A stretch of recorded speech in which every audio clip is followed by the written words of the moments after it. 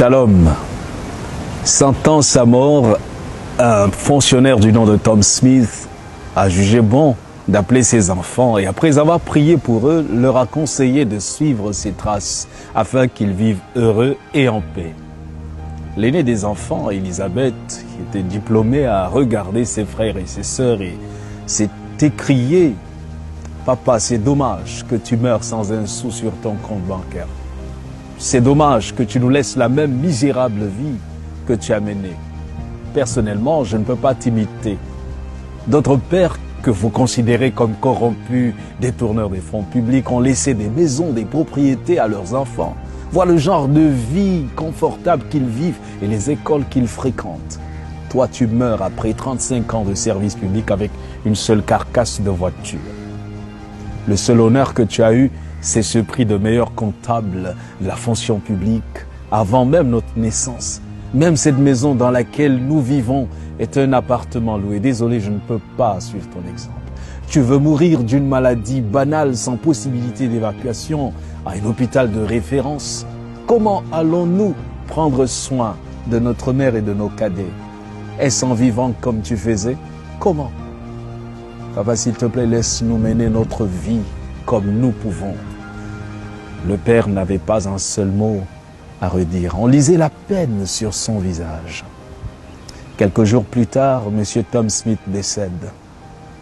Et 3 années après, Elisabeth a terminé avec sa maîtrise. Elle postule pour un emploi et doit passer un entretien dans une multinationale.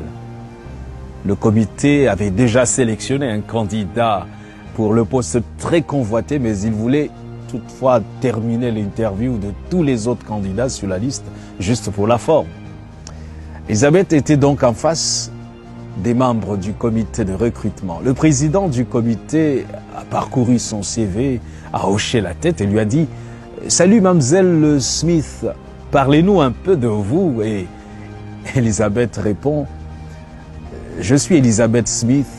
Mon feu père, Tom Smith, était le chef comptable régional de la National Insurance. Il a servi comme administrateur de la santé publique pendant de nombreuses années. » Mais le président l'interrompt. « Oh mon Dieu, vous êtes la fille de M. Tom Smith. Incroyable !»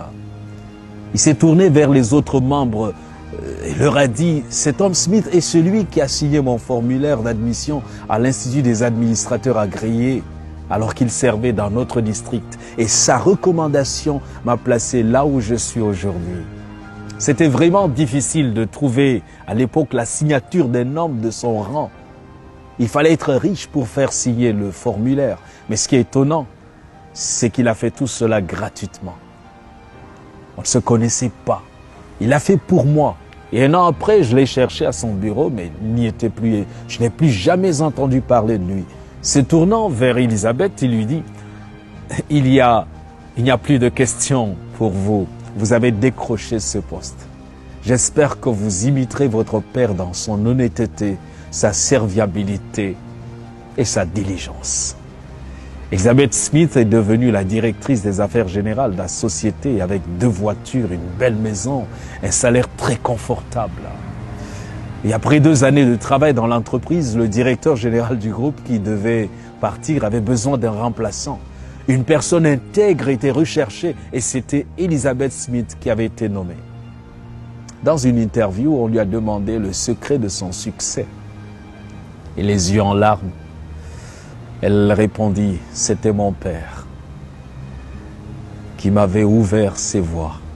C'est après sa mort que j'ai su qu'il était financièrement pauvre, mais fabuleusement riche en intégrité, en discipline et en honnêteté. À quelques jours de sa mort, je l'avais insulté pour son style de vie désintéressé. » Comme Tom Smith, il faut apprendre à se construire un nom. La récompense peut ne pas suivre rapidement, mais elle viendra. L'intégrité, la discipline, le service et la crainte de Dieu rendent riches. Et cette richesse nous laisse dormir en paix. Nous devons laisser un bon héritage à nos enfants, à la prochaine génération. Construisez-vous un bon nom pour vos enfants ou un bon compte bancaire. L'argent s'estompe, la renommée disparaît, les voitures se démodent, mais un bon nom reste pour toujours.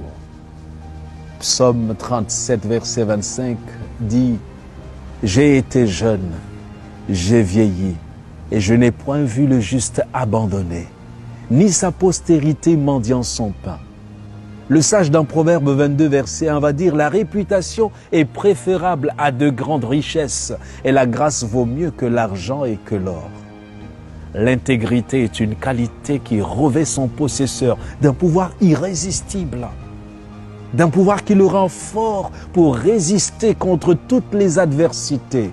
Une personne peut être dépourvue de beauté physique ou d'éclat intellectuel, mais si elle est honnête, elle obligera le respect. De telles personnes ont su rester en communion avec Dieu. Elles ont pour modèle le Christ rédempteur.